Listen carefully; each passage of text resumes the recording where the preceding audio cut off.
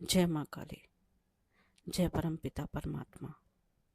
परमात्मा की कृपा से हम आशा करते हैं कि आप सभी बहुत अच्छे होंगे।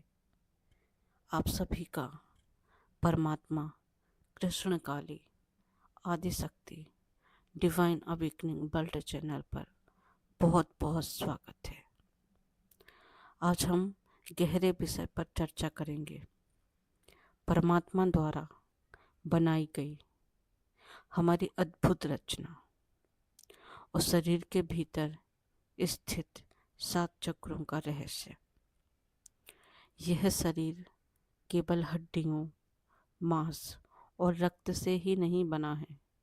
इसके भीतर एक सूक्ष्म ऊर्जा तंत्र भी कार्य करता है। उसी ऊर्जा तंत्र को हम 7 चक्र कहते हैं। शरीर और सूक्ष्म ऊर्जा। परमात्मा ने मनुष्य को केवल स्थूल शरीर नहीं दिया है, बल्कि एक सूक्ष्म शरीर भी दिया है। इस सूक्ष्म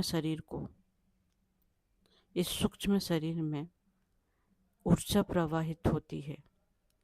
जब यह ऊर्जा संतुलित रहती है तो व्यक्ति शांत, प्रसन्न और स्थिर रहता है।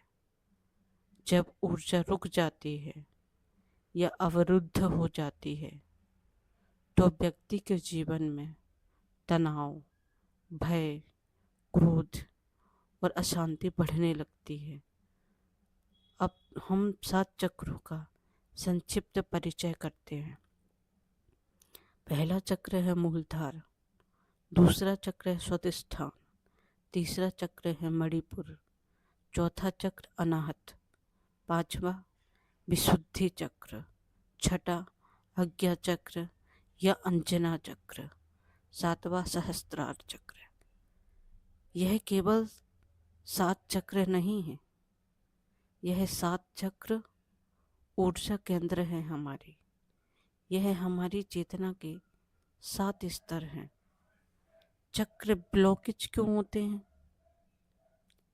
जब हम भय, क्रोध, लोभ या फिर ईर्ष्या या असंतोष में जीते हैं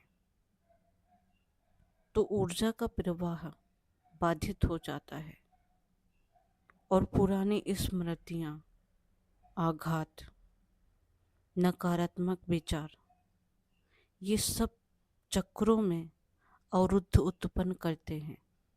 इसलिए चक्रास ब्लॉक हो जाते हैं और इस ब्लॉकेज को रिमूव करने में सबसे ज़्यादा मदद हमारी साधना करती है। साधना इसकी कैसे मदद करती है, इसके बारे में हम बात करेंगे। जप, ध्यान, प्राणायाम, नाम स्मरण, ये सब ऊर्जा के मार्ग को शुद्ध करते हैं। जब आप श्रद्धा से भगवान का नाम लेते हैं, राधा राधा, राम, कृष्ण, जो भी नाम आपको अति प्रिय हो, तभी जब आप नाम का जप करते हैं निरंतर, तो उसके अंदर एक सूक्ष्म कंपन उत्पन्न हो जाता है।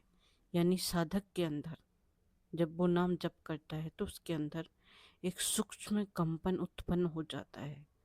वही कंपन धीरे धीरे चक्र के ब्लॉकेज को हटाता है।